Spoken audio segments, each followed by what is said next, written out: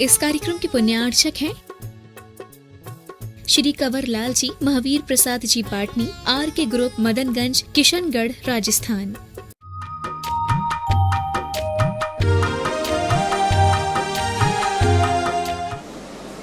नमो वज्रायाणो नमो लोये सर्वशाहूनम। पंच परमेष्टि भगवान की जय। आचार्य श्री गुरुवर कुंद कुंद महाराज की जय। आचार्य श्री गुरुवर विद्यासागर महाराज की जय। परम पूज्य निर्यापक श्रवण मुनि श्री सुधा सागर जी महाराज की जय। जय। परम पूज्य महासागर जी महाराज की जय। राजीव जैन, अमरपाटन, गुरुवर नमोस्तु। महाराज जी, इनकी जिज्ञासा है कि जब देवों का अवसान हो जाता है तो उनकी देवियों का क्या होता है? क्या वे अन्य जो आने वाले देव हैं उनके साथ नियोगी हो जाती हैं या वो ब्रह्मचर्य से रहती है? इसके संबंध में आगम में कोई उल्लेख नहीं मिला और न ही इस प्रकार की कोई परिणति वहाँ देखने में आई। मात पूज्यवर जिनसेन स्वामी ने महापुराण में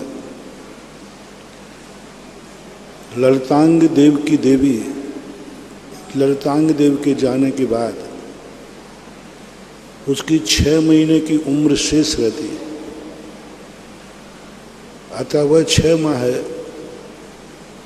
जिन चैत्यालय में शुक्ल वस्त्र धारण करके व्यतीत करके अपने जीवन का अवसान करती है।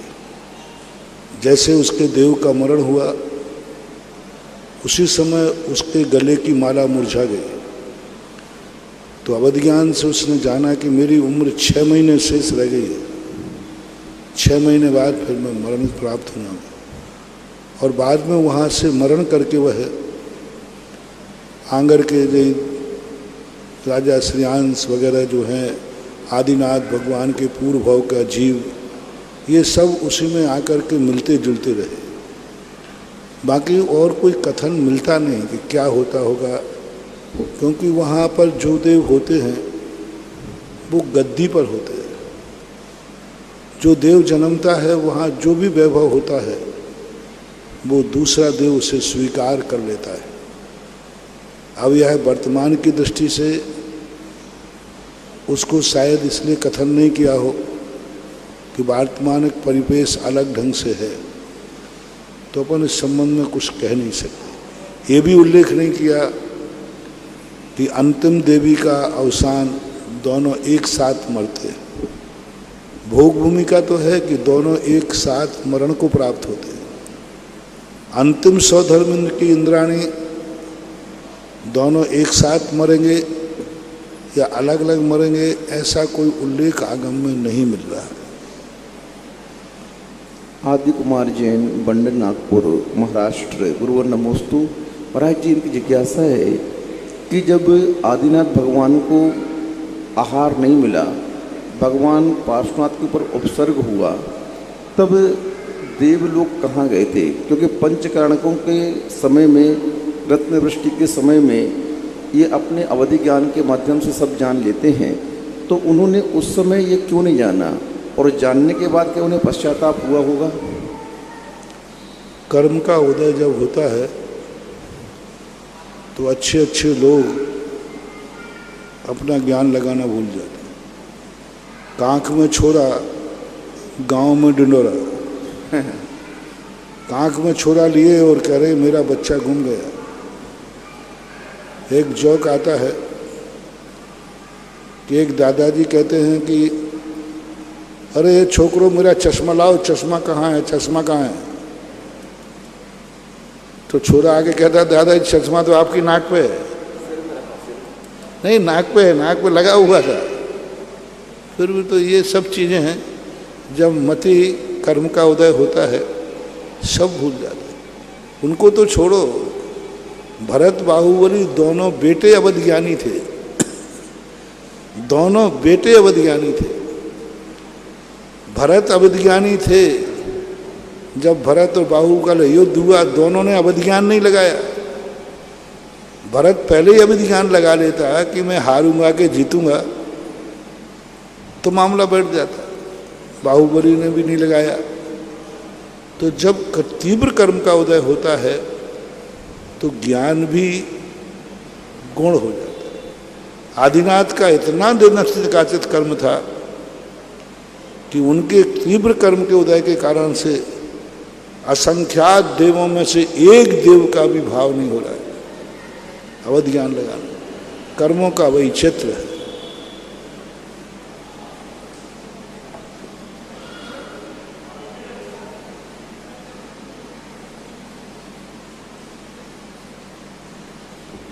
इन्हीं का महाराज जी प्रश्न और है कि आपने एक दिन कहा कि आर्यका, एलक, क्षुल्लक गुरु की श्रेणी में नहीं आते हैं, तो महाराज जी जब इनको गुरु नहीं कहेंगे तो फिर इन्हें हम क्या कहेंगे? इनको जो कहते हो वही कहो ना। क्षुल्लक को क्षुल्लक कहो, आर्यका को आर्यका कहो। गुरु कहना जरूरी थोड़ी है। गुरु शब्द एक प्रतिष्ठित शब्द है जो एक जैन दर्शन में उसकी एक डेफिनेशन है। लोक व्यवहार में गुरु शब्द किसी को भी कह देते हैं। जो बड़ा है वह गुरु है। तो यहाँ की जो परिभाषा शास्त्र में बनाई, ये गुरु की संज्ञा में नहीं। इनको आर्यका मानोगे, एलक क्षुल्लक मानोगे तो कोई दोष नहीं है। इनको गुरु मानोगे तो मिथ्या दृष्टि हो। इनको यदि गुरु मानोगे तो मिथ्या दृष्टि हो, क्योंकि हमारे यहाँ सवस्त्र को गुरु मानना गुरु मूढ़ता है। वस्त्र से युक्त को गुरु मानना गुरु मूढ़ता है। तो उनके लिए इस प्रकार क्षुल्लक मानोगे तो कोई दोष नहीं। क्षुल्लक का आदर करिए, आर्यका है उसका आदर करिए, सम्मान करिए। लेकिन आर्यका को यदि तुम गुरु मान करके पूजोगे तो बराबर गुरु मूर्ता का दोष आएगा। उसी समय तुम मिथ्या दृष्टि हो जाओगे। कई लोग वस्तु वही है। गुरु माँ कह के कहते हैं, गुरु माँ, आर्यकाओं को गुरु माँ कहते हैं। अब शास्त्र में जो कहना हो उसे कहो। शास्त्रों में तो ऐसा कुछ नहीं लिखा। पहली बात तो ये माँ और मम्मी ये सब चीज़ें आपके लोग व्यवहार की बातें हैं। लोग अपनी श्रद्धा से अपने कह देते हैं, कोई आगम नहीं बनता इससे। राजेंद्र जैन, मेरठ, गुरुवर नमोस्तु। महाराज जी इनकी जिज्ञासा है कि वेदी के प्रक्षाल की सही विधि क्या है भगवान की? भगवान वेदी में बैठे रहते हैं तो कई लोग उनका प्रक्षाल अपने अनुसार करते हैं। इसकी सही विधि क्या है? किस प्रकार से भगवान का सूखे से गीले से प्रक्षाल करना चाहिए? प्रक्षाल शब्द जो है ये परिमार्जन के अर्थ में आता है। हमारे यहाँ अभिषेक है, प्रक्षाल नहीं। प्रक्षाल शब्द सफाई के अर्थ में आता है, क्षालन के अर्थ में आता है। मार्जन, अभिषेक अर्थ जो है वो अलग चीज़ है। तो मार्जन जब करते हैं तो तुम आज जिस ढंग से कर सको उस ढंग से करो। गीले कपड़े से भी कर सकते हो, सूखे से भी कर सकते हो। मार्जन है वो कोई धर्म नहीं है, वो तो मूर्ति की सफाई करना है, धूल हटाना है, बस इतना ही मान लेना चाहिए। लेकिन जो अभिषेक है वो पवित्र है, मंत्रित है, उसमें एनर्जी है, उसमें ताकत है। इसलिए मार्जन तो मूर्ति को देख के किया जाता है।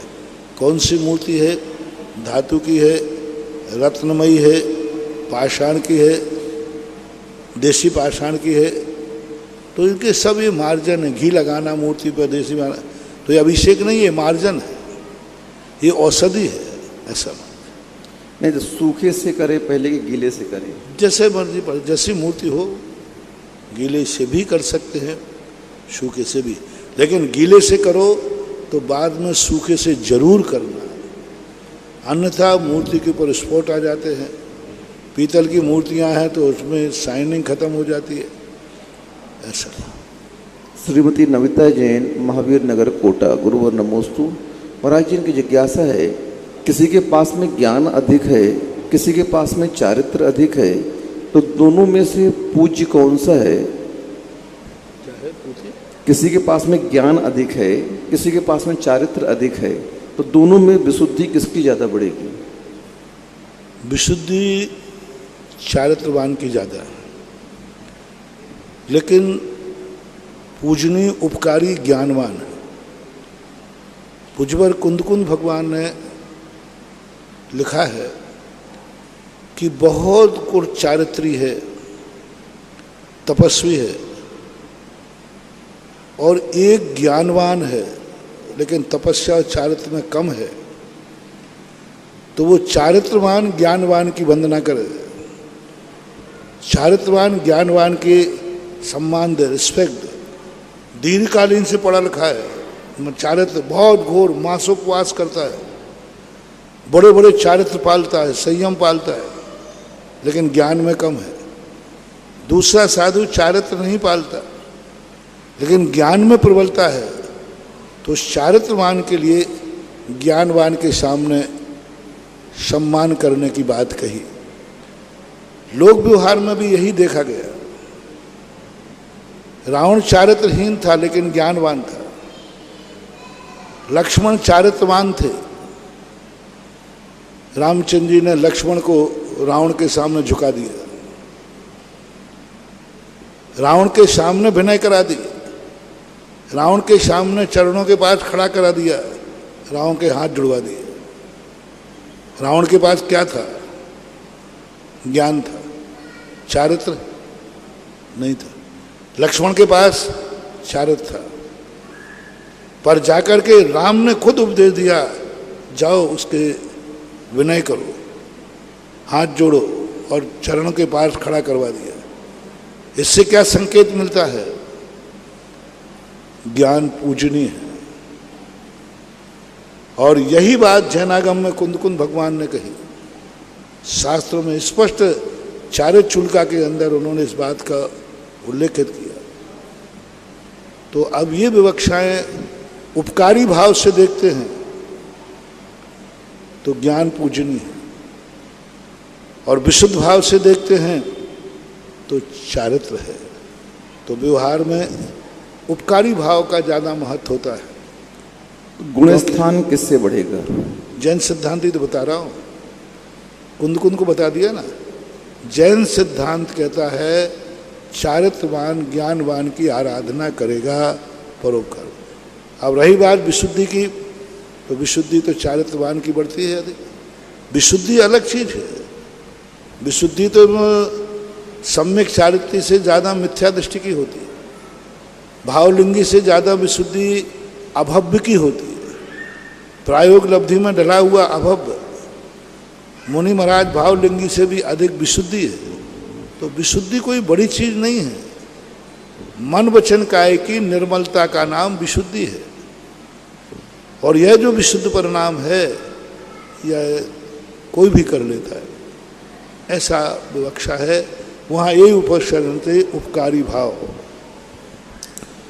ललित जैन पिंडरमिया वर्धमान मार्बलक बांसवाड़ा गुरुवन नमोस्तु। महाराज जी, इनकी जिज्ञासा है कि देवों को सुख को शास्त्रों में सबसे बड़ा सुख कहा गया है। चारों गतियों में, भौतिक सुखों में देवों का सुख सबसे बड़ा है, जबकि देवों का सुख देखने में आता है कि उससे ज़्यादा तो मनुष्य सुखी माना जाता है, क्योंकि जो भोग हम लोग भोग सकते हैं वो देव नहीं भोग सकते। हम 56 प्रकार का भोग खा सकते हैं, अपने मन से घूम सकते हैं, लेकिन उनका तो एक निश्चित हर चीज नियम से निश्चित रहता है, सांस लेने तक निश्चित है उनका। तो तुम 56 प्रकार भोग खा खा करके बाद में पाखाने बनाना पड़ते हैं। वे 56 कुमार से भी अधिक भोग भोगने के बाद उनको पसीना भी नहीं निकलता। वो तो उनका स्वाद, उनका भोग, देवों का भोग ना के सौख्यम न के सौख्यम।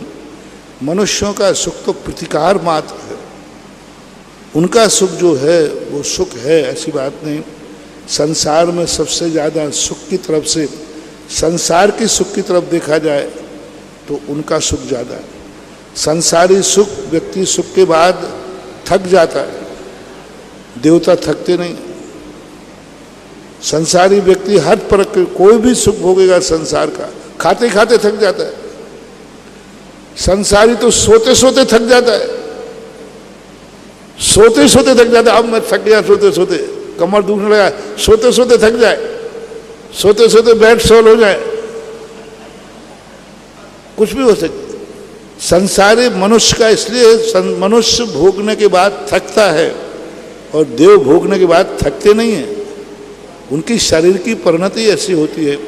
तो सुखों में तो देवताओं का सुख ही श्रेष्ठ है, ऐसा पूज्यपाद स्वामी ने इष्टोपदेश के अंदर एक श्लोक में कहा है।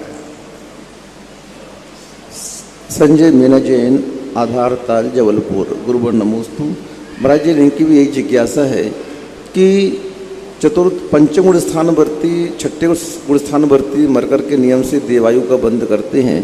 तो महाराज जी, यहाँ पर तो व्रतों को पालन कर रहे हैं, फिर वहाँ जाकर के असंयम होकर के जीवन व्यतीत करना पड़ रहा है, तो ऐसी देव पर्याय से क्या लाभ? कोई लाभ नहीं। वो तो स्टेशन है, पुरस्कार है। कई बार ऐसा होता है, लाभ से ही नहीं होता। व्यक्ति जब कोई ऐसा कार्य कर लेता है, ये लाभ नहीं है, ये फेल होने का दंड है। तुम मुनि बनने के बाद शुद्धोपयोग प्राप्त करके केवल ज्ञान प्राप्त क्यों नहीं किया? उस केवल ज्ञान प्राप्त करने में फेल हुए तो उनको ये दंड दे दिया गया कि जाओ तुम अब पुनः जाकर के देव पर्याय में रहो, यूँ मानना चाहिए। अब है ये सांसारिक व्यवस्थाएं कहलाती हैं, इनके संबंध में ऐसा क्यों होता है? तो ये तो है। ऋषभ जैन, अंकुर कॉलोनी, सागर। गुरुवर नमोस्तु। अब देखो, ये बात बिल्कुल सही है। यहाँ हम लोग सब छोड़े बैठे, एक कपड़ा भी नहीं, अरे भाई कपड़ा दूर रखो, और वहाँ बढ़िया कपड़े मिलेंगे, पहनना ही पड़ेगा, जन्म से मिलेंगे। अब यहाँ हम कोई सोना चांदी नहीं, वहाँ सोना चांदी लेना ही पड़ेगा। अब यहाँ संयम से रहें, वहाँ हमारे लिए सब देवी देवता सब मिलेंगे।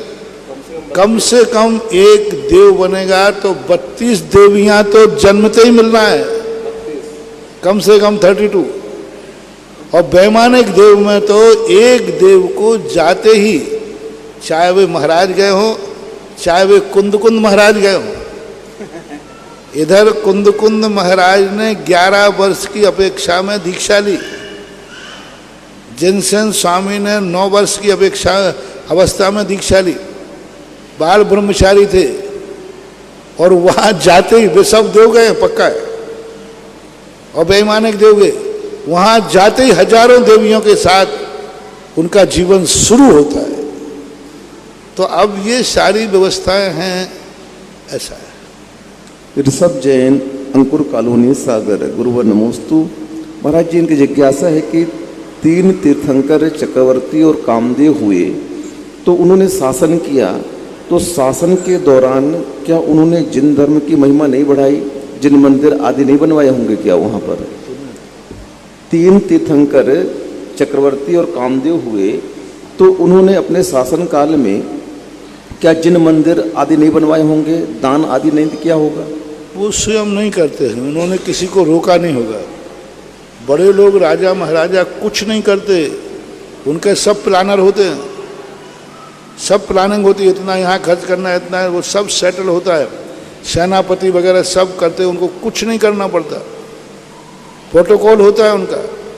ये अतिथि आएगा तो कलेक्टर फोन से मुख्यमंत्री से नहीं पूछेगा, साहब हमारे यहाँ अतिथि आया, इनको कौन सी चाय बनाना है, तो ठहरेगा। वो सब प्रोटोकॉल पहले से सेटल है कि ये व्यक्ति ऑफिसर आएगा तो इसका इतना रिस्पेक्ट करेंगे। अभी जो बात कही, तो कुंदकुंद स्वामी ने एक बात जरूर बहुत मार्मिक कही है कि यहाँ जाकर के हम लोग संयम है वहाँ से, लेकिन यदि यहाँ से जाकर लोकांतिक देव बन गए तो। लेकिन दूसरा शब्द उन्होंने लोयंतम इंद्रत्तम छ देवत्तम छ, इंद्र भी बन सकते हैं। मुनि महाराज मरण करके इंद्र बनेंगे, बड़े पद धारण करेंगे, तो वो है। आगे तो मतलब दान नहीं देंगे महाराज जी तीर्थंकर अपने जीवन काल में? व्यवस्था है उनकी, वो अपनी तरफ से अपने हाथ से धार्मिक दान कुछ करते नहीं। श्रीमती विनीता जी, लोग दान करते, लोग व्यवहारों को देना, गरीबों को देना, ये सब करते। धार्मिक दान के उनके जीवन में ऐसे मौके आते नहीं, वो नेचुरल प्रकृति उनकी व्यवस्था करती है। विनीता जैन अशोकनगर। महाराज जी, इनकी भी जिज्ञासा है, क्या तीर्थंकर पंच परमेष्ठियों को नमस्कार नहीं करते?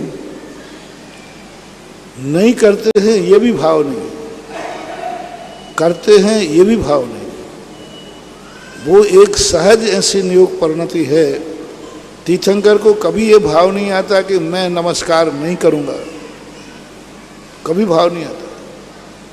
लेकिन वो अपने आप ही नियोग व्यवस्था ऐसी है कि उनकी ऐसी परिणति हो नहीं पाती।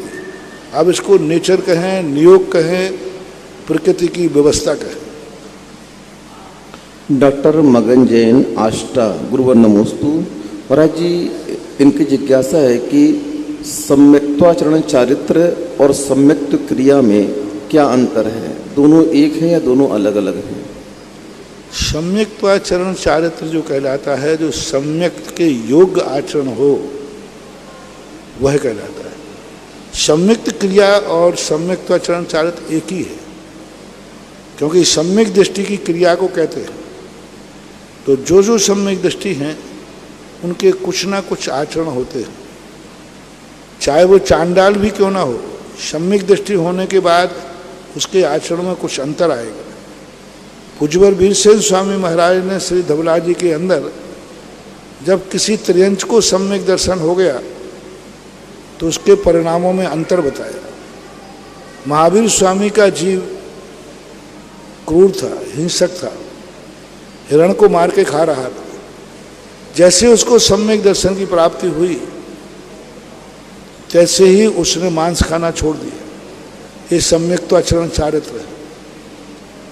सम्यक दर्शन के होते ही हाथियों के संबंध में आता है, जानवरों के संबंध में शास्त्रों में आता है, तो कुछ ना कुछ उसका आचरण होता है। तो सम्यक की क्रिया यानी 8 अंग जो है उनका पालन करना, 3 मूर्ताओं का त्याग करना, सम्यक दर्शन के 25 दोषों को टालना, ये सब सम्यक्त्वाचरण चारित्र के अंतर्गत आते हैं। प्रदीप्त सावला, भोपाल, गुरुवर नमोस्तु। महाराज जी, इनकी जिज्ञासा है कि भरत ने अपने साम्राज्य को पाने के लिए भाई तक को चक्र चढ़ा दिया और उस समय उन्होंने अपने जीवन काल में बहुत से मंदिरों का निर्माण किया, मुनियों को आहार दिए। तो महाराज जी, जब मारीच ने उस समय कुलाचार का उल्लंघन किया तो भारत राजा होते हुए अपने पुत्र को दंड क्यों नहीं दिया उन्होंने वहाँ पर? किसने? उसने अपराध क्या किया? राजकीय दंड दे ही नहीं सकते। उसने अपराध क्या किया है? कुलाचार का उल्लंघन किया। कोई अपराध नहीं किया, कोई उल्लंघन नहीं किया। उसने अपने अंदर धर्म किसी को नहीं मानना है तो क्या करे? कोई सुबह उठ करके अपने खुद के पैर छू रहा है।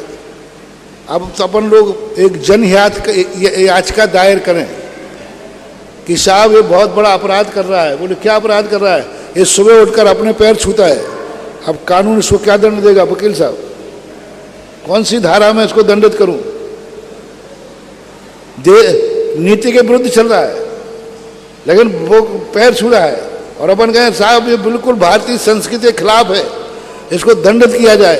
अब आप सारे वकील मिलकर बनाओ इस अपराधी को क्या दंड दिया जाए? कोई कोर्ट नहीं, क्योंकि अपराध है ही नहीं। यदि वो अपने मन से धर्म के अपने मन से विपरीत धर्म आचरण कर रहा है तो कर रहा है। वो तुमसे तो नहीं कह रहा है कि तुम धर्म छोड़ दो। हाँ, तुम्हारा धर्म छुड़ावे तो अपराध है, लेकिन वो तो अपना खुद का धर्म पालन कर रहा है। जब टोडरमल जी के सजा दी गई, यही तो राजा ने कहा, राजा राम सिंह ने, कि आप जो धर्म पालन करते हो ये कानून की अपराध की कोटि में नहीं आता है, लेकिन तुम दूसरे धर्म की जो निंदा कर रहे हो ये अपराध की कोटि में है, या दूसरे धर्म को आप बुरा कह रहे हो ये अपराध की कोटि में है। तुम कौन सा धर्म पाल रहे हो ये अपराध की कोटि में नहीं आता है। तो मारीच ने अपना धर्म जो माना पाला उसको अपराध की कोटि में आ ही नहीं सकता। उसको सजा देना भी अपराध है। हाँ,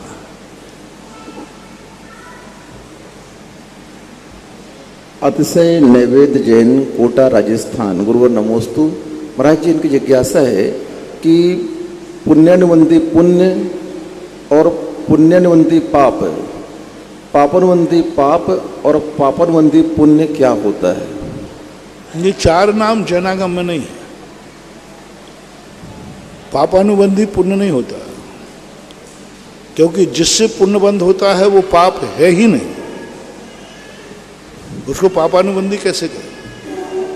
मंदिर बना रहा है, मंदिर करने में पाप हो रहा, आरंभ हो रहा, हिंसा हो रही, उसको जैनागम में पाप कहा ही नहीं। जिस क्रिया के साथ में पुण्यबंध होता है वो पाप क्रिया है ही नहीं, वो क्रिया पाप कर्म के उदय से होती नहीं, इसलिए पापानुबंधी पुण्य नाम का आगम में कोई शब्द नहीं। पापानुबंधी पाप ये होता है, पाप से पाप का अनुबंध होता है। पुण्यानुबंधी पाप तो होता है, पुण्य का अनुबंध कराने वाला। पापानुबंधी पुण्य होता है, पुण्य का उदय तो है लेकिन अशुभ को कराने वाला होता है। राजीव जैन, अमरपाटन, गुरुवर नमोस्तु। महाराज जी, इनकी जिज्ञासा है, मंदिर हम क्यों जाते हैं और मंदिर जाने से हमें क्या लाभ होता है? मंदिर जाने से क्या लाभ होता है? मंदिर जाने से इतने लाभ होते हैं कि व्यक्ति एक दिन स्वयं मंदिर में बैठने वाला भगवान बन जाता है। मंदिर में जाने में इतने लाभ होते हैं कि पैर की ठोकर खाने वाला एक दिन भगवान की मूर्ति बन जाता है। मंदिर से जाने में इतने लाभ होते हैं कि वो भगवान के अभिषेक का लोटा उठाने वाला भगवान बने या नहीं बने, लेकिन उसके हाथ में शराब की बोतल नहीं आएगी। हमारे आचार्य श्री ने लिखा, संत या भगवंत की संगति से, वो संत या भगवंत बने या न बने लेकिन संतोषी जरूर बन जाता है। चंद्रोदय तीर्थ क्षेत्र चांदखेड़ी से शांतिधारा के मंगलाचरण का कर संपूर्ण भारत में शांतिधारा के प्रणेता, जन जन की वात्सल्य निधि, परम दयालु, निर्यापक्षमण मुनि पुंगव 108 श्री सुधा सागर जी महाराज के पवित्र पावन चरणों में देश विदेश के सभी भक्तों की ओर से, जिनवाणी और सुधा कलश चैनल पर देख रहे सभी भक्तों की ओर से और हाल में विराजित सभी भक्तों की ओर से त्रिकाल बार नमोस्तु भगवन, नमोस्तु भगवन, नमोस्तु भगवन। आज की प्रथम जिज्ञासा मुनिश्री के परम भक्त श्रीमान दिनेश जी गंगवाल साहब और तैयार रहेंगे अनीता जी जैन, रामगंज मंडी। पधारें दिनेश जी गंगवाल साहब, जयपुर। मेरे गुरुवर के चरणों में समस्त भारत के शिवरार्थियों की ओर से बारंबार नमोस्तु, नमोस्तु, नमोस्तु। महाराज श्री, आपने बहुत सारी चीज़ें जिनवाणी में थी वे जगत को दी।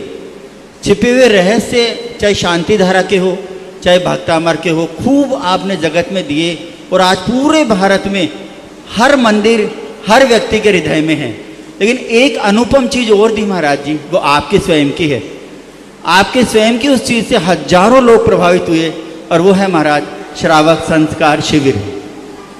सभी शिविरार्थियों की जिज्ञासा है महाराज जी, इस साल क्या होगा? इसका क्या होगा? वही होगा जो मंजूर खुदा।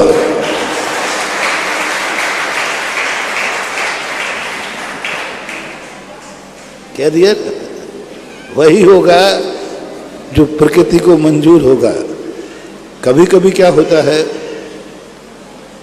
कि अशुभ कर्म के सामूहिक कर्म का उदय आता है, और सामूहिक कर्म का उदय इस समय चल रहा है कि तुम कोई भी धार्मिक अनुष्ठान नहीं कर सकते। ये अंतराय है, ये अंतराय वर्षों वर्षों तक पड़ता है, ये अंतराय पूरे जीवन भर के लिए पड़ सकता है। धर्म के कार्य नहीं कर पाने के कारण से यह अंतराय की स्थिति बनी हुई है। तो श्रावक शिवरावण वर्णी कर्म का उदय चल रहा है, तब कारण से ऐसा हो रहा है। और जहाँ तक रही बात खोज की बात, तो सब चीजें शास्त्रों में भरी पड़ी हैं, खोजना को चाहिए। सदा से पेड़ से फल नीचे गिरता आया है, सदा से पेड़ से फल नीचे गिरता है। लेकिन फिर गुरुत्वाकर्षण का सिद्धांत कौन से में था? ये वैज्ञानिक ना, न्यूटन ने जी। न्यूटन ने। अब वो न्यूटन के नाम पर क्यों प्रसिद्ध हो गया? फल तो हमेशा से गिरता है, न्यूटन के पहले भी गिरता था, लेकिन गिरता था। लेकिन न्यूटन ने कारण बता दिया कि ये फल गुरुत्वाकर्षण के कारण नीचे गिरता है, तो ये फल गिरने के नाम गुरुत्वाकर्षण उनका हो। इसी प्रकार कोई भी चीज नई नहीं है, बस कौन उसको खोज के दुनिया के सामने रख देता है वो वैज्ञानिक बन जाता है, बाकी वस्तु तो है ही। और क्या, शिविर भी था, श्रावक संस्कार थे में भी था, अभिषेक भी था, शांति धारा भी थी। बस उसके रहस्य को खोज के रख गया तो लो साहब शांति धारा का ज्ञान ही बन गया, सूर्य का क्या करें। वस्तु तो त्रिकालिक है, बस उसको उद्घाटित करना है। अनीता जी जैन, रामगंज मंडी। मुनिश्री ने अभी अपनी जिज्ञासा में एक शब्द का प्रयोग किया, शास्त्रों में चीजें भरी हुई है, खोजने वाला चाहिए। ऐसा ही एक पावन वर्षा योग में हम सब लोगों को आशीर्वाद मिला है भक्ति कलश का। भक्ति कलश हम विराजमान करके बहुत बड़ा पुण्य अर्जन कर सकते हैं। भक्ति कलश विराजमान करने वाला यहाँ पर दीप प्रज्वलन, मुनिश्री की पाद प्रक्षालन और शास्त्र भेंट का पुण्य अर्जन कर सकता है प्रवचन सभा में। उसी के साथ में जो मुनिश्री के दरबार में जितने भक्त आ रहे हैं उन सभी गुरु भक्तों का एक दिन का भोजन का पुण्य भी वो अर्जन कर सकता है। ऐसे हमारे श्रेष्ठी श्री पद्म कुमार जी, देवेंद्र कुमार जी, सुनील कुमार जी चाचा, विजय कुमार जी, आदित्य जैन, अनंत जैन, अधर्म जैन दुगेरिया रामगंज मंडी ने भक्ति कलश का भाव भाया है 1,11,111 रुपए की राशि से। पधारें और भक्ति कलश का विराजमान करें। पधारें शीघ्रता से, चले आगे चले। अनीता जैन रामगंज मंडी, उसके साथ ही तैयार रहेंगे भव्य जैन डडुका। भव्य जैन डडुका पधारे। भव्य जैन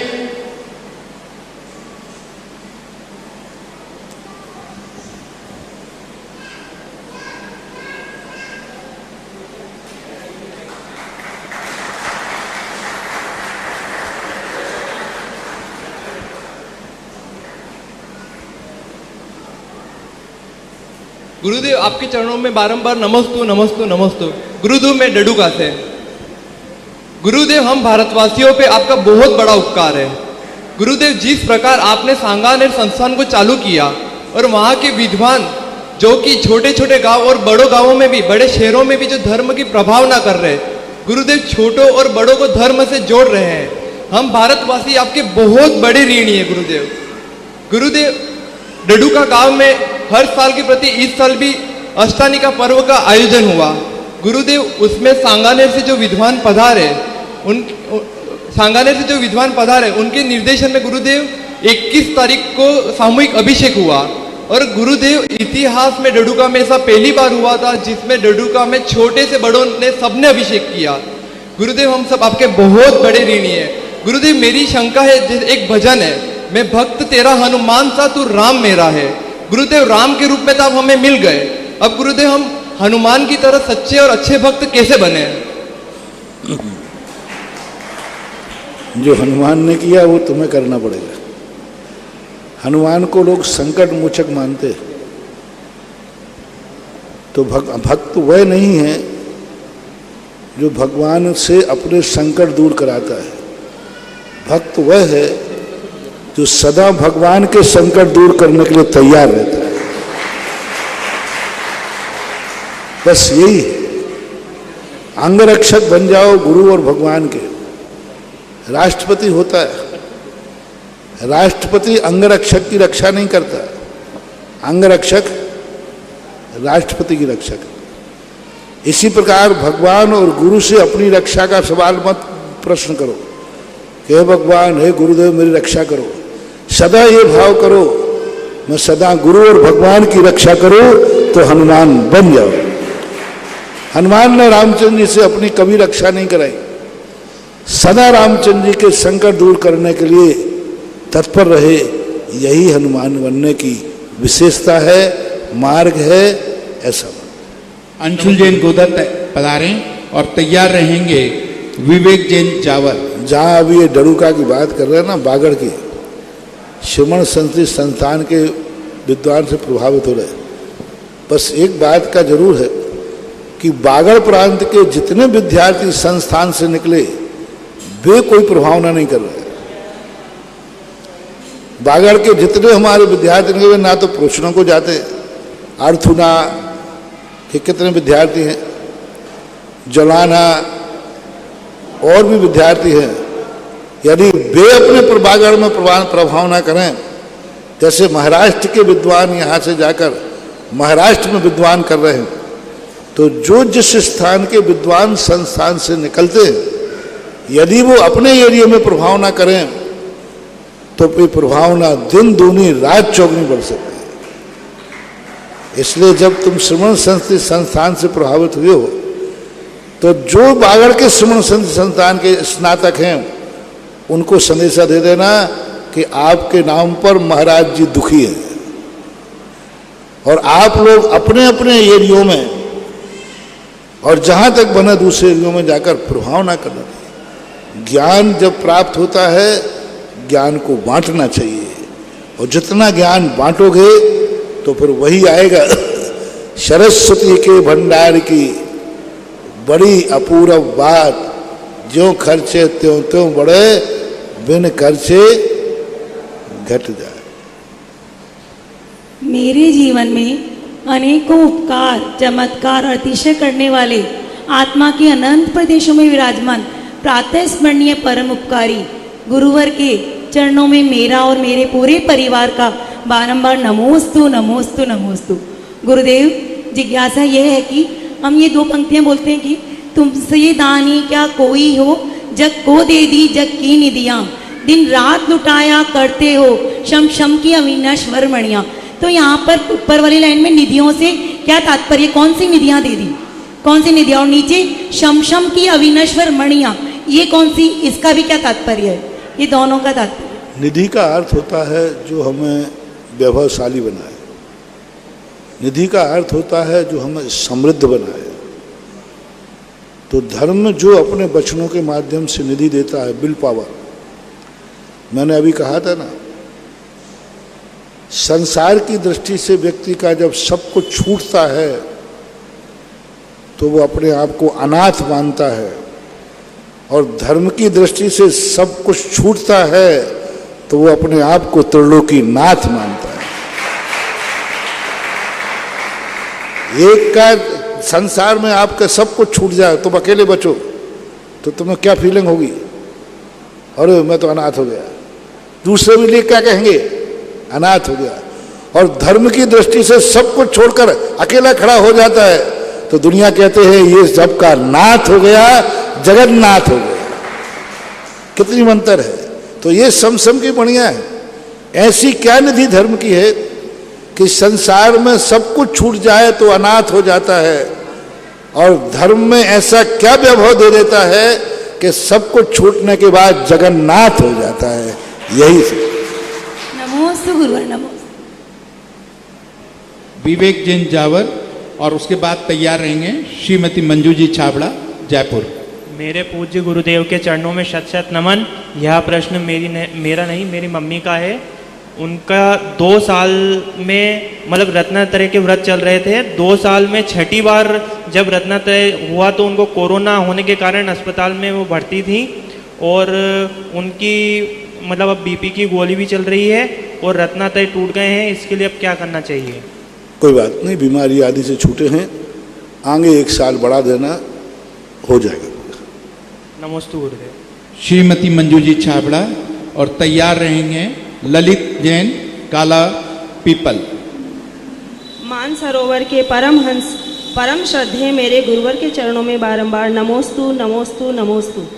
महाराज जी, आज की क्लास में आया कि शुद्धोपयोग की भूमिका में जब श्रमण या मुनि होते हैं तो उनका फल या प्रसाद सर्वज्ञता या वीतराग केवल ज्ञान हो जाता है, तो उसी में उनका निमित्त उनका मतलब पुरुषार्थ तो है ही। और इसी तरह मानतुंगाचार्य ने भी बोला सद्य स्वयं विगत बंध भया भवंती, तो वहाँ स्वयमेव का क्या अर्थ है? जब कार्य स्वयमेव ही हुआ है, अपने आप ही, ना उन्होंने किया ना आपने किया, तो पुरुषार्थ तो है ही ना महाराज जी उसमें। स्वयमेव का क्या अर्थ है? हर दर्शनकार ने, प्रकृति ने हमें कर्म करने को कहा है, फल के संबंध में हमारे अधिकार नहीं। एक विद्यार्थी पढ़ सकता है लेकिन पास होना उसके हाथ में नहीं है। वो पढ़ाई कर सकता है, अध्ययन कर सकता है, कापी में लिख सकता है, लेकिन वो कापी जांच नहीं सकता। इसी प्रकार से हम कर्म कर सकते हैं। एक पेड़ लगाता है व्यक्ति, बीज लगाता है, पेड़ की सुरक्षा करता है, पेड़ को पानी देता है, सब कुछ करता है, लेकिन फल अपने आप लगते हैं, फल लगाए नहीं जाते। पेड़ लगाया जाता है, फल लगते। पेड़ लगाया जाता है, फल लगते हैं। कर्म किया जाता है, कर्म का फल अपने आप मिलता है। धर्म किया जाता है, धर्म का फल अपने आप प्राप्त होता है। शुद्धोपयोग प्राप्त किया जाता है, शुद्धोपयोग का फल केवल ज्ञान प्राप्त होता है, किया नहीं जाता। इसी प्रकार जब अपन कर्म करते हैं, साधना कर सकते हैं, हम तपस्या कर सकते हैं, लेकिन मोक्ष हम प्राप्त नहीं कर सकते। मोक्ष प्राप्त होता है, साधना की जाती है और मोक्ष प्राप्त होता है। ऐसा हर क्षेत्र में लगा लेना चाहिए। भोजन कर सकता है व्यक्ति, लेकिन भोजन पचा नहीं सकता। पचा सकता है, लेकिन उसका फल स्वयमेव अपने आप मिलता है। संसार में जितने भी फल हैं वे सब अपने आप सद्या स्वयं विगत बंध भया भवंती। इसका अर्थ यही है कि हमने भगवान आपका नाम लिया है, फल जो है ये बेड़ियां तो अपने आप टूट जाएंगे। ऐसा नमोस्तु महाराज जी, नमोस्तु। ललित जैन काला और तैयार रहेंगे ज्योति जैन गोटेगांव। मेरे परिवार और दिगंबर जैन समाज कालापल की तरफ से महाराज श्री के चरणों में त्रिकाल बार नमस्ते। मेरी जिज्ञासा है महाराज श्री कि हमारे यहाँ अभिषेक शांति धारा के बाद भगवान पांडुक शिला पे विराजमान रहते हैं और सभी भगवानों के अर्घ्य चढ़ाए जाते हैं, तो महाराज श्री सिर्फ एक ही भगवान के अर्घ्य चढ़ाकर भगवान का परिमार्जन करके विराजमान कर देना चाहिए कि सभी भगवानों के अर्घ्य चढ़ाना चाहिए? जैसे सुविधा, एक भगवान का अर्घ्य चढ़ा करके अभिषेक पूरा माना जा सकता है, कोई दोष नहीं। लेकिन 10 और घर चढ़ाते हो तो 10 नंबर ज़्यादा मिल जाएंगे। लेकिन एक को अर्घ्य चढ़ा दिया तो अभिषेक में दोष नहीं आएगा, कर सकते। परिमार्जन करने के बाद कि परिमार्जन बिना करे भी सभी भगवान के चढ़ा सकते हैं? परिमार्जन के बाद में चढ़ाना चाहिए महाराज जी की परिमार्जन भगवान गीले? और अभी व्यवस्था देख कर लेना चाहिए, ऐसा कुछ नहीं। ज्योति जैन गोटेगांव तैयार रहेंगे। आयुष जी भोपाल। महाराज जी नमोस्तु। आयुष जी भोपाल। अष्ट मंगल द्रव्य में और अष्ट प्रातिहार में क्या अंतर है? अष्ट मंगल द्रव्य अलग हैं जो सगुण रूप में होते हैं। अष्ट प्रातिहारे अरहंत भगवान के चिन्ह हैं। अरहंत भगवान के साथ उनका अविनाभाव संबंध, यानी तीर्थंकर के साथ अविनाभाव संबंध है। पूज्यवरती वृषभ आचार्य महाराज ने त्रिलोक प्रणति में कहा, अष्ट प्रातिहार्य को देख करके ही पता लगता है कि अरहंत की मूर्ति है। तो अरहंत अष्ट प्रातिहार्य तीर्थंकर विशेष का उपकरण है, चिन्ह है, गुण है, वैभव है। और अष्टमंगल द्रव्य जो हैं ये सगुण है, सभी के लिए सगुण है। समोषण में अष्टमंगल द्रव्यों की स्थापना होती है, तो ये शुभ के लिए प्रतीक होते हैं। ये किसी के आभूषण नहीं है, वैभव नहीं है, ये सगुण कहलाते हैं। इतना दोनों में अंतर है। तैयार रहेंगे आयुष जी भोपाल और उसके बाद में तैयार रहेंगे कनक जैन झांसी। कनक जैन झांसी। नमोस्तु गुरुवर। मेरा प्रश्न है कि आपने बताया था अगर किसी में अपने से एक भी गुण अधिक हो तो उसका आदर करना चाहिए। तो जैसे बुंदेलखंड में परंपरा है कि मामा मामी हमारे पैर पड़ते और मतलब छोटे बहनों के भी पैर पढ़ते हैं हम लोग, तो सही है? मैंने कह चुका हूँ एक पे, बहुत ही गलत है। ये बुंदेलखंड की एमपी की एक गंदी परंपरा है, बहुत गंदी परंपरा है कि सासू 80 साल की सासू वृत्ति है, धर्मात्मा है, रात्रि भोजन है, और वो छोकरा गुटखा खाता है कुंवर साहब, और ये भी पीता हो तो कोई भरोसा नहीं है। अब वो सासू बेचारी सासू कुंवर साहब के पैर पड़ेगी, तो सासू को तो कितना घाटा है पता नहीं है। ऐसी सासू से जो कुंवर साहब अपने पैर पड़ाएंगे तो जहां जहां से वो सासू पैर पड़ेगी वहीं से पैर गायब हो जाएंगे। छोटी बहनों के पैर पड़ने चाहिए, इसलिए मैंने संदेशा दिया था, कभी भी अपने बड़ों की उम्र वाले से पैर, आगम की सम्मति नहीं, आगम में कहीं भी नहीं लिखा कि माता पिता मामा भांजी के कन्या के छोटी उम्र की बच्ची के पैर पड़े, कहीं आगम में नहीं, किसी शास्त्र में नहीं है। मात्र एक प्रांत विशेष की एक कुरीति है जिसको तुरंत बंद करना चाहिए। माँ बाप यदि बंद नहीं करें तो कुंवर साहबों को बंद कर देना चाहिए। नियम लेना चाहिए कि एक इतनी बड़ी दादी माँ सासू को तुम दूसरा नाम क्या कहते हो? माँ कहते हो। माँ से पैर छुआ रहे हो, कन्या भी हो तो क्या हुआ है, तो छोकरी। कन्या पे माता पिता पैर पड़ते, दादी पैर पड़ते, सब पैर पड़ते कन्या के, नानी पैर पड़ेगी, नाना सब पड़ेंगे। यानी कन्या एक ऐसी पूजनीय वस्तु बना दी कि जितने हैं सब बड़े पैर पड़ते। गलत परंपरा है, आगम वृद्ध परंपरा है, बिल्कुल अनैतिक परंपरा है, क्योंकि बड़ा बड़ा ही होता है। राजस्थान में और प्रांतों में ये परंपरा नहीं है, यहाँ यही परंपरा है। कन्या माता पिता के पैर पड़ती है, दादा दादी के पैर पड़ती है, नाना नानी के पैर पड़ती है, मामा मामी के पैर पड़ती है। ये अच्छी परंपरा है, ये नैतिक है, आगम सम्मत है। इसलिए ये परंपराओं को रोकना चाहिए। ये रूढ़ी परंपरा कहाँ से आई, कैसे आई, ये परंपरा ठीक नहीं है, अनैतिक है, धार्मिक तो है ही नहीं, अनैतिक भी है। कनक जैन झांसी और तैयार रहेंगे सजल जैन इंदौर। आपके उपदेश से प्रभावित होकर हम इस आवाज नहीं को आई। आपके चरणों में त्याग करते हैं। इसका हम त्याग करते हैं आपके चरणों में। त्याग करते ठीक है, अपनी सासू से पैर मत पड़ो। सारे बुंदेलखंडियों को भी यही निर्देश है। नमोस्तु महाराज जी। भयाशा स्नेह लोभाच कुदेवागम लिंगिनाम प्रणानम विनयम चैव न कुर्युषित तृष्टया। हमें कुदेवों को भय, आशा, स्नेह और लोभ से नहीं मानना चाहिए, पर क्या जब हम संकट में फंसे हों, क्या हम सच्चे देवशास्त्र गुरु को भय, आशा, स्नेह और लोभ से मान सकते हैं? मान सकते। परसों उन्होंने प्रवचन दिया था, भयासा कुदेवा लिंगनाम आदि, भयासा स्नेह लोभास से कुदेवा कम लिंगनाम, कुदेवों को नहीं मानना। सुदेव को यदि हम भय और लोभ मोह से मानते हैं तो वो धर्म की उत्कृष्ट कोटि में तो नहीं आएगा, लेकिन निकृष्ट भी नहीं कहलाएगा। समझना, कुदेवों को भय से मानना, गुरु को भय से मानना, कुशास्त्रों को भय से, मोह से, स्नेह से मानना, ये तो निकृष्टतम निकृष्ट है। लेकिन यदि हम सच्चे देव को, गुरु को भय से मानते हैं, लोभ से मानते हैं सच्चे को, मोह से मानते हैं सच्चे को, तो उत्कृष्ट तो नहीं है लेकिन निकृष्ट भी नहीं है, क्योंकि वो सच्चे को ही तो मान रहा है। भय से मान रहा है लेकिन सच्चे को मान रहा है। इसलिए कैसे भी मानो, भय से मानो, मोह से मानो, लोभ से मानो, कैसे भी मानो, लेकिन सच्चे देव शायद गुरु को मानो, यही फायदा है सबसे। सजल जैन इंदौर तैयार रहेंगे निकिता जैन। एक बार किसी ने कहा था ना, बोले हमारे मंदिर में भाव बिगड़ते, मन की बिगड़ने दो, लेकिन मंदिर जाओ, भाव बिगड़ते बिगड़ने दो।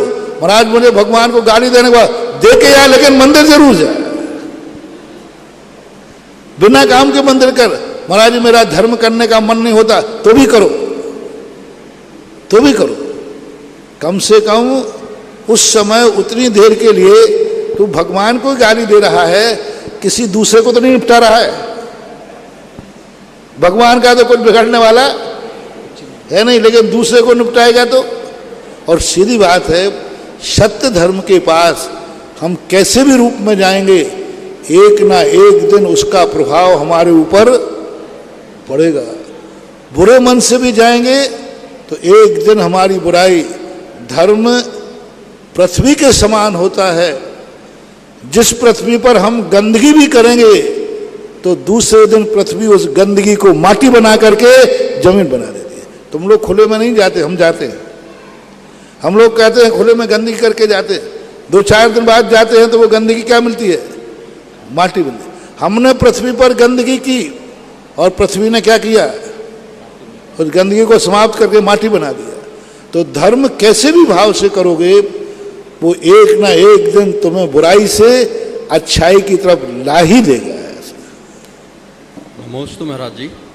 महाराज जी, हमारी जिज्ञासा है कि अभी पिछले वर्ष लॉकडाउन में रामायण बताई थी, तो उसमें जब राम भगवान ने अपने भाई को कहा कि रावण से ज्ञान लेके आओ, तो वो प्रसंग बड़ा है।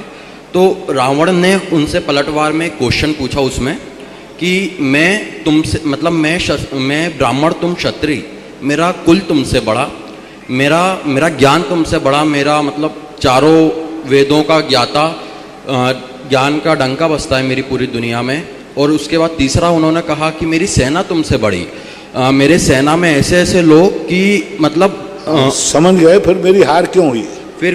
तो महाराज जी, अपन ऐसा भी तो कह सकते थे कि क्योंकि रावण स्ट्रांग था तो इसलिए उसमें रावण जीत गया, लेकिन अगले भाव में क्योंकि रावण ने अपनी गलत, मतलब सब चीज़ों का गलत उपयोग करा, तो फिर कुछ मतलब अगले भाव में ऐसा हुआ कि राम भगवान के पास ये सब ज़्यादा हुआ और राम भगवान जीते। उसी भाव में अपन ने राम भगवान को क्यों महाराज जी जीता हुआ बताया? क्योंकि राम भगवान के पास चारों चीज़ें कम थी उनसे जो युद्ध में होती हैं।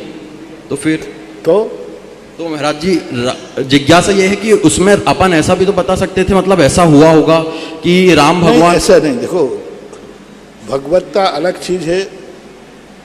भगवान और धर्म में कसाय करने की शक्ति हो ये कोई जरूर नहीं है। कसाय करने की शक्ति पापी में ज़्यादा हो सकती है, धर्मात्मा में कम हो सकती है। तो वह शक्ति जो थी वो सांसारिक शक्ति की अपेक्षा थी। पर प्रश्न कितना बड़ा था कि मेरे पास सब कुछ होकर के मैं क्यों हारा और तुम्हारे पास सब कुछ नहीं होकर क्यों जीते? तो उसका एक ही उत्तर था, तुम धर्म को मिटाने के लिए खड़े थे और हम धर्म को बचाने के लिए खड़े थे। देवादिदेव श्री आदिनाथ भगवान के महाअतिशयकारी प्रतिमा के समक्ष असीम कालीन भक्तामर विधान का पुण्य अर्जन करने के लिए नाम आया है। श्रीमान नरेश कुमार जी तारामणि, संजीव शालिनी, राजीव निर्विमल, अर्चना संतोष, अधिश्री, सीए आरुश्री, अभिषेक, जूही, अभिनव, समस्त टोगिया परिवार कोटा, आपने 51,000 रुपये की राशि से असीम कालीन भक्तामर विधान का पुण्य अर्जन किया है। जो भी महानुभाव देवादिदेव श्री आदिनाथ भगवान की सौम्य प्रतिमा, महाअतिशयकारी प्रतिमा के सामने भक्तामर विधान का पुण्य अर्जन करना चाहते हैं, हमारे अध्यक्ष जी, हमारे जो सहायक मैनेजर हैं, उनको आप नाम प्रेषित करें। इसी के अंदर जो है एक नाम छूट गया था, प्रदीप जी, मीनाक्षी जी, टोंगिया। निर्यापक श्रीमान मुनि श्री पुंगव श्री 108 सुधा सागर जी महाराज के चरणों में मेरे और मेरे परिवार की ओर से त्रिकालवार नमोस्तु नमोस्तु नमोस्तु। महाराज श्री, मेरी शंका यह है कि मुनि अवस्था में 3 तीर्थंकरों के ऊपर उपसर्ग हुआ, पारसनाथ, सुपारसनाथ और महावीर स्वामी। तो सुपारसनाथ भगवान के ऊपर क्या उपसर्ग हुआ महाराज श्री? इसकी शंका का समाधान। सुपारसनाथ भगवान के ऊपर देव ने सर्प बन करके उपसर्ग किया था, और जिस समय वो सर्प बन के उपसर्ग कर रहा था उसी समय उनको केवल ज्ञान हो गया था, इसलिए उनके ऊपर उपसर्ग सर्प है और पारसनाथ के ऊपर उपसर्ग निवारण का सर्प है। ऐसा अंतर जानना चाहिए। तैयार हैं जितेंद्र जी जैन सांगानेर और श्रीमती रवि जैन चांदखेड़ी तैयार। मेरे आराध्य गुरुदेव के चरणों में बारंबार नमोस्तु। समर्थ संस्कृति संस्थान रजत जयंती महामहोत्सव जयवंत हो जयवंत हो जयवंत हो। महाराज जी, एक समय वह था जब आपने मंदिरों के तीर्थों के जीर्णोद्धार का कार्य शुरू किया था, तब पूरी समाज और हर इंसान आपका विरोध करता था। महाराज जी, यह समय है कि हर एक कमेटी चाहती है कि हमारा मंदिर का कार्य आपके सानिध्य में हो। महाराज जी, एक समय वह था जब आपने शांति धारा शुरू की थी, हर कोई शांति धारा का विरोध करता, लेकिन आज महाराज जी समय वह है कि हर मंदिर पे और हर तीर्थ पर हर इंसान चाहता है कि आपके मुखारबिंद शांति धारा हो। महाराज जी, एक समय वह था कि जब आपने 1996 में सांगने संस्थान खोला था और पूरा जयपुर समाज आपका विरोध कर रहा था, लेकिन महाराज जी आपने जो कदम उठाया, आज पूरा समाज क्या, भारत क्या, पूरा विश्व आपके उपकारों को मान रहा है। महाराज जी, ऐसे बहुत सारे आपके उपकार हैं जो हम लोग देख रहे हैं और समझ रहे हैं। महाराज जी, जिज्ञासा ये है कि ऐसा क्या है कि जिस कार्य का आपका विरोध होता है वह कार्य हमेशा आसमान को छूता है? यही सबसे बड़ा सत्य है कि लोग उसी पेड़ पर पत्थर मारते हैं जिसमें रसीले आम होते हैं। ठूठ को कौन पत्थर मारता है? ठूठ को कौन पत्थर मारता है? जिसमें फल नहीं हो, ठूठ हो तो कौन पत्थर मारता है? वो पत्थर बता रहे थे कि इस पेड़ पर बहुत अच्छे फल लगने वाले हैं। तो विरोधी को हमेशा ये मानना चाहिए। हमारे साथ घटित हुआ, एक वकील थे, उसी समय मेरे पास किसी ने मंदिर का विरोध किया था, महाराज जी ने एक मंदिर ध्वस्त करा दिया, यही हेडिंग थी। और एक कमेटी आई, मेरे महाराज जी हमें मंदिर जीर्णोद्धार कराना है। तो मेरे पास वो पेपर रखा ही था, तो मैंने उनका कहा भाई मेरे से मत कराओ, नहीं तो कल तुम्हारा नाम छपेगा। तो मैंने बोले महाराज जी इसी पत्रिका को पढ़ करके मैं तुम्हें खोजते हुए आया हूं। मैंने मना कर बोले इसी को पढ़ के खोज के आया हूं कि जरूर इस पेड़ में आम है, तभी तो लोग पत्थर मार रहे हैं। उन्होंने ये जवाब दिया था। मैंने महाराज जी इसी को देख के आया। तो विरोध कभी सफलता के सोपान चढ़ा देता है, विरोध सफलता के सोपान चढ़ा देता है। एक कुत्ता दिल्ली से आगरा के लिए चला, 7 दिन का रास्ता था, वो 3 दिन में पार किया। पूछा गया कि भाई 7 दिन का पार, अयोध्या प्रसाद गोयली ने लिखा है, अयोध्या प्रसाद गोयली ने एक किताब लिखी, दिन खोजा दिन पाइया, उसमें एक छोटी सी कहानी है। तो पूछा गया किस लिए आप ऐसे जल्दी आ गए? बोले रास्ते में हमारे साधर्मियों ने इतना विरोध किया कि वो मैं जिस गांव में जाऊं तो 1 किलोमीटर लेने आवे कुत्ता कुत्ते को, और 1 किलोमीटर, तो उनकी बदौलत में 7 दिन का 3 दिन में पार करके आ गए। तो यही स्थिति बनती है। विरोधी वो हैं जो कार्य 7 दिन में होना है वो। नमस्ते। इसलिए मैं हमेशा कहता हूं निंदक तू ना मरिए रे। निंदक जो है वह हमेशा बहुत बड़ी चीज बना के आता है। विरोध अच्छी चीज का भी बहुत बड़ा परिचायक होता है। नमस्ते महाराज जी। श्रीमती रवि जैन चांदखेड़ी तैयार रहेंगे। जयदीप शास्त्री भोपाल। नमोस्तु महाराज जी, नमोस्तु महाराज जी। पद्मनंदी पंचमी शतिका में आया है कि अन्न को प्राण क्यों कहा गया है? अन्न को प्राण क्यों कहा गया है? क्योंकि नरक में व्यक्ति बिगर अन्न के भी जीवित रह सकता है। हमारे यहाँ एक सूत्र आता है, कारण में कार्य का उपचार करना। अन्न जो 10वां प्राण कहा गया, 11वां प्राण, क्योंकि अन्न के बिना प्राण घात हो जाता है, इसलिए फिर एक और कहा 12वां धन ये प्राण, धन भी प्राण है, क्योंकि धन है सो अन्न है, अन्न है सो प्राण है, इस अपेक्षा से कह दिया जाता है। गुरु जयदीप शास्त्री और तैयार रहेंगे शीतल जैन भोपाल। हे गुरुवर, नमोस्तु नमोस्तु नमोस्तु। महाराज जी, पूज्य आचार्य भगवान कुंद स्वामी ने समय सारजी ग्रंथ में कहा, पूज्य आचार्य भगवान कुंद स्वामी ने समय सारजी ग्रंथ में कहा, आधा खू मज्ज नाणी, आधा में दंसन चारित्य, आधा पचक खाणी, आधा में जोगिया।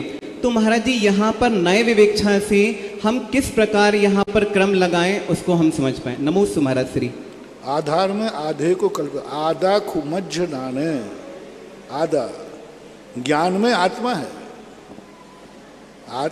ज्ञान में प्रत्याख्यान में आत्मा है, आत्मा में प्रत्याख्यान नहीं। जहाँ जहाँ आत्मा है वहाँ वहाँ चारित्र हो, नियम नहीं। जहाँ जहाँ प्रत्याख्यान हो वहाँ, जहाँ जहाँ आत्मा है वहाँ प्रत्याख्यान हो, कोई नियम नहीं। लेकिन जहाँ जहाँ चारित्र प्रत्याख्यान है वहाँ आत्मा जरूर है। आत्मा में प्रत्याख्यान नहीं, प्रत्याख्यान में आदाखु मध्य नाने, नान में आत्मा, दर्शन में आत्मा, प्रत्याख्यान में आत्मा, चारित्र में आत्मा।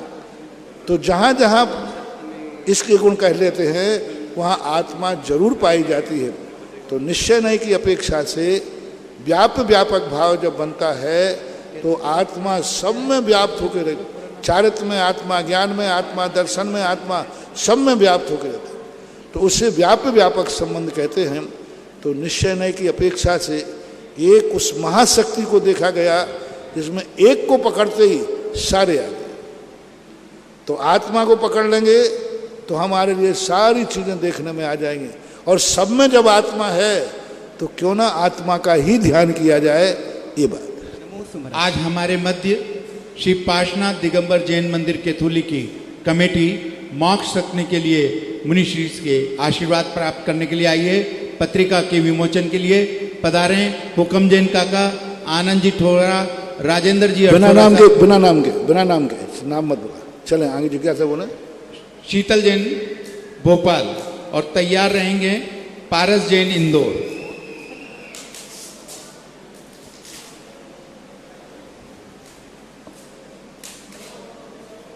समूह शरण में विराजमान श्री 108 महाराज श्री सुधा सागर जी महाराज के चरणों में बारंबार नमोस्तु नमोस्तु नमोस्तु। महाराज जी, मेरी जिज्ञासा ये है कि जब हमारे नगर में गुरुदेव के या किसी महाराज जी के जब चातुर्मास होते हैं या महाराज जी आते हैं तो हम जो चौका लगाते हैं तो उसमें कभी कभी चौके में आहार में हमें 8 दिन 10 दिन हो जाते हैं, मुनिश्री के आहार नहीं हो पाते। तो उसमें हमें समाज की व्यवस्था के प्रति और अपने पुण्य में कहीं विकल्प पैदा होने लगते हैं, तो वो होना चाहिए। हमें गर्व करना चाहिए कि हमारे साधु ऐसी चर्या में, एक व्यक्ति आचार्य के पास 5 साल से हार नहीं हुए। लोगों ने कहा कि भाई तुम्हारे पास 5 साल से हार नहीं हो, तुम आचार्य से कहते क्यों नहीं हो? बोले कहा नहीं कहूँगा। तो लोगों ने कहा कि मैं जाके कहता हूँ। तो उन्होंने कहा साहब क्या मत देना, क्योंकि मैं यही देखना चाहता हूँ कि यदि साधु तुम्हारे कहने से आएगा तो करुणा से आएगा, दया से आएगा। बेचारे के 5 साल से नहीं हुए, चलो आज चलता हूँ। तो करुणा के बल पर यदि साधु आ गया तो हमें पुण्य नहीं बनेगा। जिस दिन हमारा पुण्य होगा उस दिन आएगा तो भंडारा भर जाएगा। यदि हमने कह के, कई लोग सोर्स बुलाते, कह के बुलाते, अरे भाई उनको खड़ा कर लो जल्दी महाराज के हार हो जाएंगे, वो प्रभावित कर रहे हैं। सोर्स मिला करके साधु को बुलाना, चलो आज महाराज से अपन कह के आ जाते तो कल आ जाएंगे। चलो महाराज के बाद में थोड़ा रोध होके ले ले हैं तो महाराज को दया आ जाएगी। चलो 2 लोगों से करा दे, भाई आप कह देना, कमेटी से करवा देते। ये सब सोर्स बना लीजिए, साधु करुणा में आ जाएगी। आती है साधु को करुणा आती है। जब पता चल जाएगी 5 साल से नहीं हो रहा है तो साधु को इतना निष्ठुर नहीं है, चला तो जाएगा लेकिन वो पुण्य का बंध नहीं होगा। जो जिस दिन तुम्हारा पुण्य हो जाएगा, भली 10 साल में एक होगा लेकिन 100 भवों का भंडारा भर जाएगा। और प्रभावित करके बुलाओगे तो मात रोटियां खा के आ जाऊंगा और तुम रोटियां खिला दोगे, बस जितना बनना है उतना ही हो जाएगा, कोई मजा नहीं आएगा। आहार को पुण्य की प्रतीक्षा करो, जिस दिन मेरा पुण्य होगा दौड़े दौड़े चले आए, और वो जो पुण्य से आएगा वो तुम्हारे भंडारे भरेगा। ऐसा ध्यान रखना चाहिए। पधारे पारस जैन इंदौर, तैयार रहेंगे नीलम जैन झालावाड़। पूज्य गुरुदेव के चरणों में मैं और मेरे परिवार की तरफ से बारंबार नमोस्तु नमोस्तु नमोस्तु।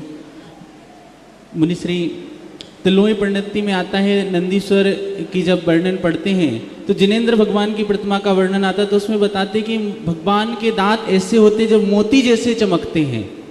तो जिनेंद्र भगवान की प्रतिमा में दांत कैसे दिखते होंगे, क्या वर्णन होता होगा उसका? जब तो दिखने वाले को दिखते हैं, सबको थोड़ी दिखेंगे। कोई व्यक्ति हंस नहीं रहा है, ओंठ बंद करके बैठा है, तो क्या उसके मुंह में दांत नहीं है? बोलो। हैं। अब देखने वाले को चाहिए कि ओंठ बंद में भी उसको दांत दिख जाए, तो दांत तो उनके होते ही हैं। हम लोग एक दांत का मंत्र न्यास करते हैं। जब भगवान के शरीर पर अंकन न्यास करते हैं तो हमें एक मंत्र अंक न्यास करना पड़ता है दांतों पर। तो बताओ हम कैसे करते होंगे? लेकिन उसमें स्पष्ट लिखा मोती जैसे चमकते होंगे। मैं कह रहा हूँ ना, मुझे अंकन न्यास करना है। मूर्ति पे अंकन न्यास करते ना, एक दांत पे करना पड़ता है मूर्ति के। तो बताओ दांत में कैसे अंकन न्यास करता होगा? मूर्ति का मुंह खोलूंगा? मूर्ति पे करना है, वहां लिखा है दंत के ऊपर एक अंक का न्यास करना पड़ता है, जिह्वा पर एक अंक का न्यास करना पड़ता है, ऊर्ध्व पर एक अंक का न्यास करना पड़ता है। ये अंक न्यास कितने कठिन है। बाहर के तो कर लिए सब, लेकिन एक जिह्वा पर और एक दांतों के ऊपर अंक न्यास का उल्लेख मिलता है। तो ये सब चीजें हैं। मूर्ति में दांतों की स्थापना होती है। यदि बिना दांतों की मूर्ति बना दी जाए तो वो विकलांग है, सदोष है। दंत के अंगोपांग की स्थापना होती है, कान की, आंख की, नाक की, दांतों की स्थापना होती है, जिह्वा की स्थापना होती है। जब 10 प्राणों की स्थापना होती है तो उसमें जिह्वा भी आती है, रसना इंद्री। तो रसना इंद्री की स्थापना होती है, यानी मूर्ति के अंदर रसना इंद्री को स्थापित किया जाता है। तो ये रहस्यमय बातें हैं, सामान्य समझ में नहीं आएंगी। या फिर इसमें महाराज जी ऐसा विचार कर सकते हैं कि वो प्रतिमाएं अधिक रत्नों की प्रतिमा तो होती हैं, तो हो सकता है वो साक्षात तीर्थंकरों के दांतों की कल्पना वहां कर ली गई। बात सीधी बात है। आपकी मूर्ति कल्पना भक्तांबर में क्या रखा? उच्चैर शोक तरु संसत मून मयूख माँ भाति रूप ममलम भवतो नितांतम स्पष्टोल्लसत् किरणमस्ततमो वितानम बिंबम रवेर उपयोधर। अब ये किसकी कल्पना है? साक्षात तीर्थंकर की है। मूर्ति के बाद ऐसा ना तो कल्पवृक्ष है। मूर्ति जो आपकी बैठी है आदिनाथ के बाद ऐसा कल्पवृक्ष है क्या? क्या वो लग रहे हैं पार्श्ववर्ती सूर्य के समान? अब वहाँ की कल्पना को यहाँ स्थापित करके भक्ति की जाती है। भक्ति मूर्ति की नहीं होती, भक्ति मूर्ति मान की होती है। या फिर महाराज जी ऐसा स्फटिक वगैरह मणि ऐसा होता हो जिसमें पारदर्शिता मूर्ति की पूजा नहीं है, मूर्तिमान की पूजा है। तो अब मूर्तिमान में जो जो चीजें होती हैं वो मूर्ति में देखी जाती हैं, ऐसा माना जाए। नीलम जैन झालावाड़ और तैयार रहे आखिरी जिज्ञासा के लिए आकाश जैन रामगंज मंडी। रामगंज मंडी आकाश जैन रामगंज मंडी पधारें शीघ्रता से। परम पूज्य आराध्य गुरुवर को मेरे और मेरे परिवार की ओर से बारंबार नमोस्तु नमोस्तु नमोस्तु। महाराज जी, मेरा प्रश्न ये है कि संसार में रहकर हम ऐसा क्या करें कि जिससे ना ही हम पुण्य करना छोड़ें और ना ही पुण्य हमें छोड़े।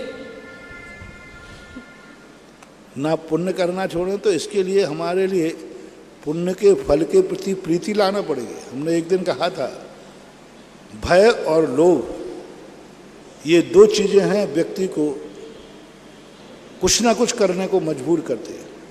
या तो भय उत्पन्न हो जाए, और सबसे बड़ी है प्रीति, लोभ। जब व्यक्ति को किसी वस्तु के प्रति लोभ हो जाता है तो कुछ भी रिस्क उठाने को तैयार हो जाता है, पर वो उसको छोड़ता नहीं। तो तुम्हारे मन में पुण्य के प्रति ऐसा लोभ जाग जाए कि पुण्य से हमें यह वैभव मिलने वाला है। इसलिए संसार में पुण्य की क्रियाओं के लिए नाना प्रकार के प्रलोभन दिए गए, नाना प्रकार के। क्यों दिए गए? क्योंकि वो जानते हैं बच्चा स्कूल नहीं जाएगा, लेकिन चॉकलेट कह देंगे तो चॉकलेट देना लक्ष्य है कि स्कूल भेजना लक्ष्य है? लेकिन वो स्कूल कब जाएगा? माँ कहती है स्कूल भेजना है और बेटा कहता है चॉकलेट चाहिए है। दोनों के काम हो गया, उसको चॉकलेट मिल गई, उसका स्कूल हो गया। तो इसी प्रकार से पुण्य की क्रियाओं में जो फल हैं उस फल की तरफ दृष्टि करेंगे तो हमें पुण्य करने का मन जल्दी बनता जाता है। इस कार्यक्रम के पुण्यार्चक थे श्री कंवर लाल जी, महावीर प्रसाद जी पाटनी, आर के ग्रुप, मदनगंज, किशनगढ़, राजस्थान।